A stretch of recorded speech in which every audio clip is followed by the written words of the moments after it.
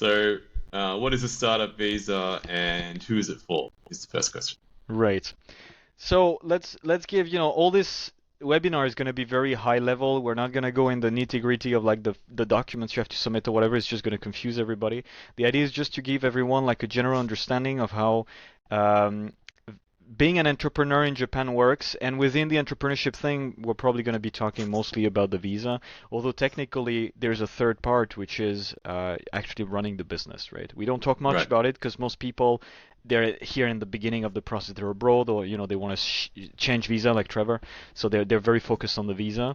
But then, of course, once the business has been created, you also have to think about taxation and things like this. So, if we have time, maybe we'll get there. But for now, so the startup visa, was created. I forgot exactly when, but it was a bit before COVID, a few years before COVID. It started in Fukuoka, and the idea was to create those, special economic zones like they have in many countries. Except instead of doing like they do in Dubai or something, where you have like this really unique kind of laws and or even like they've done in China, like Shenzhen and places like this, that really had, like it was almost like a small country within the country.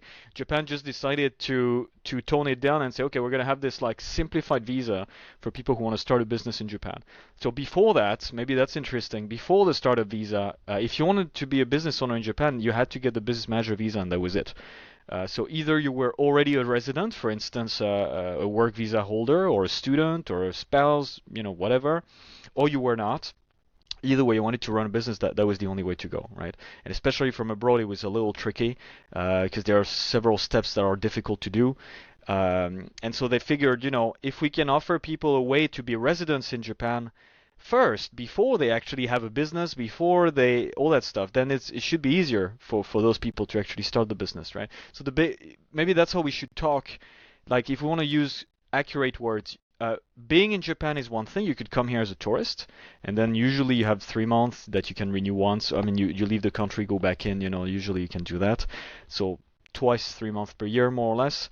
And then it allows you to do certain things. I mean, for instance, if you can look for partners, you could even actually technically give your papers to the immigration office if you have everything ready. You can do these kinds of things just by being in Japan. Then you have being a resident.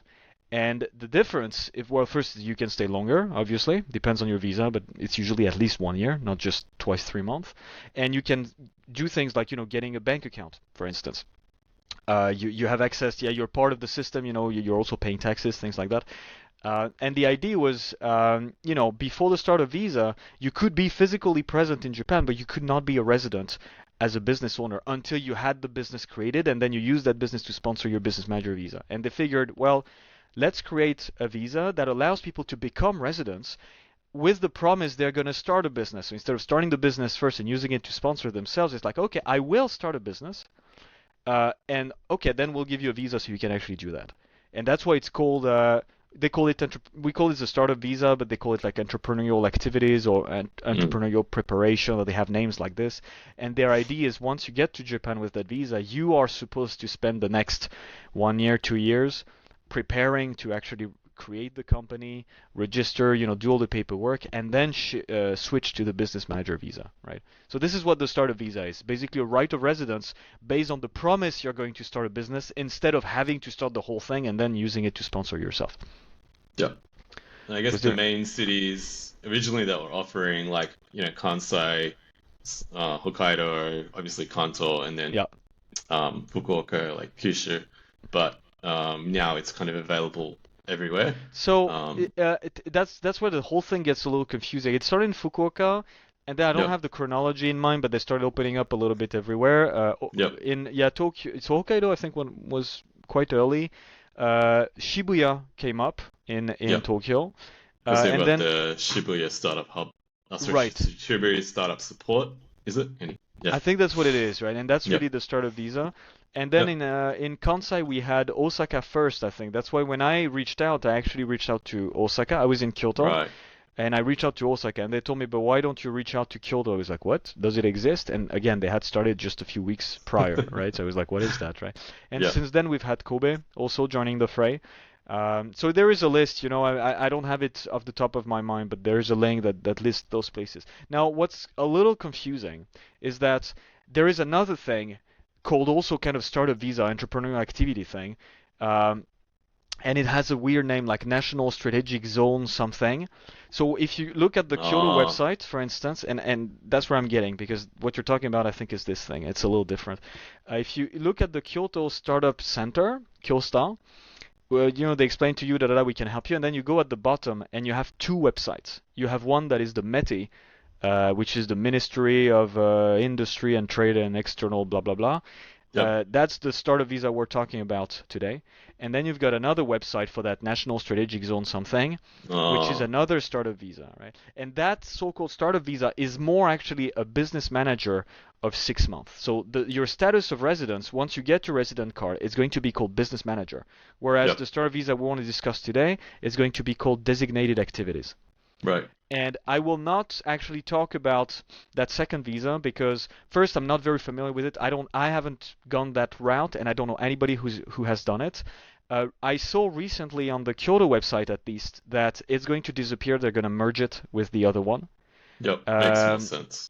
yeah, Mm. because it's extremely confusing. It's shorter. The normal startup visa, the one we're going to talk about, has up to 2 years. The other one was just 6 months. Yep. So I mean, I really don't see the point of it, but I think one difference is that yeah, it was available in many places. So when you hear Tokyo Metropolitan Startup Visa, whatever, I think it's this one, that fake one, kind of. Whereas the Shibuya one with the startup center and you've got the support of the startup team and everything, that's the one we're talking about. So it's actually good that you're bringing that up so people understand we are only talking about what I call the real startup visa, which is the METI The real startup one. visa. Yeah, As yeah, I don't as know. opposed to the fake one. As opposed to the fake one, Yeah. exactly. Yeah. Don't get tricked. Yeah. That is, I think, going to disappear, at least in Kyoto for sure, and I would suspect in other places. I don't even understand why it was created, what was the idea behind it. Because there's already actually a short-term business manager visa of 4 months that exists Mm. that you can try to get to try to come to Japan, do your thing.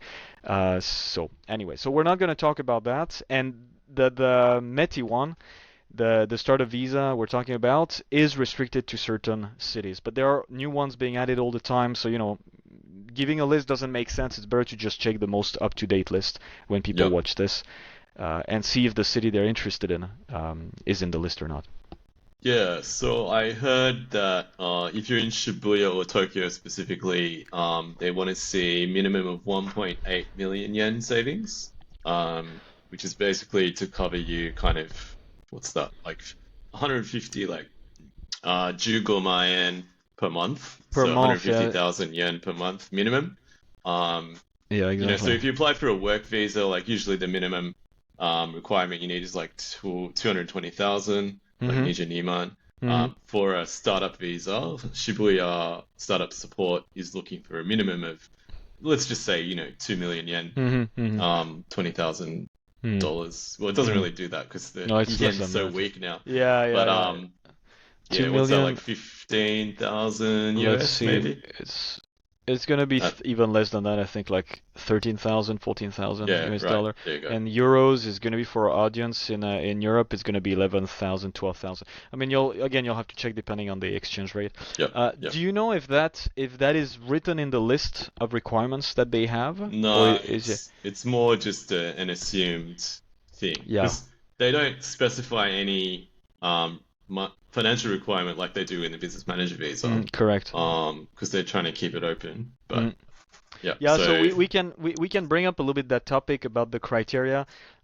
Usually for people who are interested in the startup visa, I always tell them, um, yeah, because those requirements can change a little bit depending on which team you're talking. Tokyo is more expensive than Kansai, maybe I don't know Hokkaido, Fukuoka. So these discussions you can usually have them with the startup visa team. So if you're interested in the startup visa, usually what I recommend to people is to contact every startup visa team in a city that you're interested in or that makes sense for your right, business, right? And it's quite important because for me, I only contacted two, right? It was Osaka, and then they sent me to Kyoto, and that was it. But I know a guy, for instance, who reached out to Fukuoka because Fukuoka has this good reputation, but he was not welcome. I mean, he said the vibe that I got, the way they answered my emails, whatever, they didn't care. Whereas Kyoto was like really? super friendly. Yeah, Oh, okay, and maybe it was just his business side. Maybe they didn't like his face, whatever. I don't know. okay. But of course, first you have to think what is it that makes sense for your business. You have to do some research there. But Yep. assuming you have several options, in my case, since I worked online, it didn't really matter. I prefer Kyoto, but Osaka was just next door. If I had to start a business in Osaka, I would have done it. I didn't want Kanto, that was the thing. So I reached out to them, and it was kind of the same. Like the Osaka team, I found them. It was all in Japanese. I found them it's not a criticism that it was on Japanese, but it's supposed to be in English. That's my point. And I Right. found them, they were not passionate. They were not, how can I say, they were not really, you didn't feel a lot of motivation from them. They were more like, oh, okay, we have to answer that email. That was it. Mm. Whereas when I reached out to Kyoto, I found them much more reactive, much more friendly, much more excited and open to talking and everything. Then there were more troubles coming down the line that I didn't know about, but at least the initial contact was like that, right? So Okay. usually I do recommend people to do that. Think about look at the list of cities, find the ones that you like, the one that makes sense for your business, and then just reach out to everybody and see how you are welcome or not welcome, and start there because the thing is you're going to be very dependent on those people. Again, we're only talking about the startup visa. Business manager is a different animal. But it's going to depend a lot. You're going to be depending on them. Like you said, ask how much money do I need to have on my account, and do I need to fill in that form? You're going to need a lot of feedback from them because there's going to be a whole back and forth. You're going to need Mm. to fill a form, introduce your business. They're going to send it back, have comments, blah blah blah blah blah. And if you don't like them, and if they don't like you, it's going to be a drag. And they can delay the whole process. Nobody's going to look over what they're doing. So if they want to be a pain, for me, it's not that they were not trying to create troubles. For me, it's just they were poorly organized, I think, because it was just the beginning. And I got lucky. I could extend my working holiday, which is something you cannot do usually, but I could thanks to COVID. Because otherwise they were so slow that I could never have gotten the answer within the time frame that I had. It took them 10 months. It took me 10 months to get the startup visa, right? Because they were Right. super slow. So if you're in the front of a team that is ineffective, that is, they're annoying or they're not helping, or they will it's just gonna ruin your visa. You just won't get Yeah. it. You Yeah. need them on your side, right?